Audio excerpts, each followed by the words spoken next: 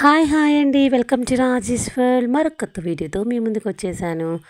నేను ఇవాళ తెలుసుకున్న విషయము, చూసిన విషయం మీతో చెప్తామని ఈ వీడియో తీశానండి. ఏంటి అని అంటే, నాకు అసలు నల్ల ఉమ్మెత్త పువ్వులు నేను చాలా అరుదుగా తెల్లవి చూశాను. నల్లవైతే అసలు నేను చూడలేదు. ఉమ్మెత్త పువ్వు అండ్ ఉమ్మెత్త కాయలు నేను అసలు చూడలేదండి.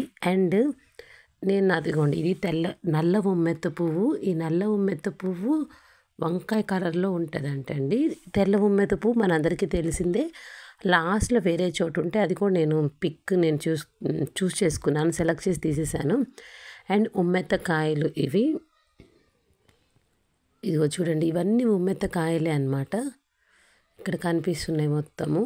ఇదిగోండి అవన్నీ చాలా శివుడికి చాలా అంటే చాలా బాగా ఇష్టమైన ఉమ్మెత్త పువ్వు, ఉమ్మెత్త కాయలు. శివుడికి ఎంత ఇష్టము అంటే, మనం ఏది కోరుకుంటే అది తీరుస్తాడనమాట. అంతటి బోలాశంకరుడు కదా.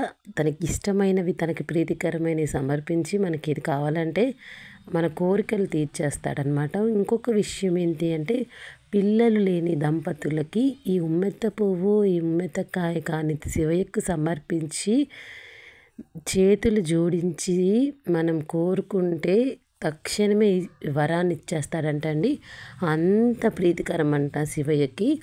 అసలు ఉమ్మెత్తు పూలో 2 రకాలు కదండి. ఇదైతే నల్ల ఉమ్మెత్తు, తెల్ల ఉమ్మెత్తు నేను లాస్ట్లో చూపిస్తాను. అండ్ ఈ ఉమ్మెత్తు పువ్వు చాలా యూజెస్ చూపిస్తుందంట మనకి. మన ఇంట్లో కానీ ఈ ఉమ్మెత్త పువ్వు, ఇది తెల్ల ఉమ్మెత్తు, మన ఇంట్లో కానీ ఈ ఉమ్మెత్త చెట్టు, తెల్ల ఉమ్మెత్తు కంటే కూడా నల్ల ఉమ్మెత్తు చెట్టు ఇంట్లో ఉంటే మన ఇంట్లో ధనానికి అస్సలు ఇబ్బంది ఉండదంటండి. ఇంకొకటి ఏంటి అని అంటే, నరదిష్టిని అసలు మన మీద, మన కుటుంబం మీద, ఏ ఇంట్లో అయితే ఈ నల్ల ఉమ్మెత్తు చెట్టు ఉంటుందో ఆ ఇంటికి అసలు నరదిష్టి కలగనీయకుండా చేస్తుందంట. అంత పవర్ఫుల్. ఆయుర్వేదంలో దీనికి ప్రధానం అండి, చాలా ప్రధానం.